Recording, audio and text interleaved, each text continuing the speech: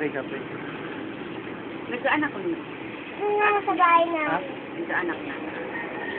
Dalawang beses na naman ako. Ay, kaya pa.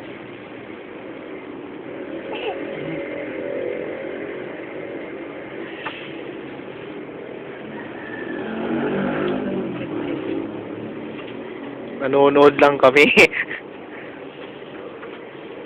Ay, saan pa?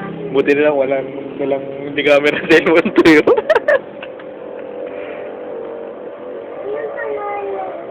Nasanay ako sa inong high school. Nakaladlad yung buhok mo, hindi ako sanay nung ganyan. Hindi ko pa Nakapusol. nakapalipan. Hindi na. Nakakalitin mo.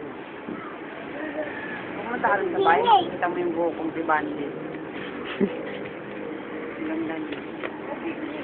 Nag-20 na naman. Di ba ganun ang buhok mo dad? Pag ganun. Na mahaba.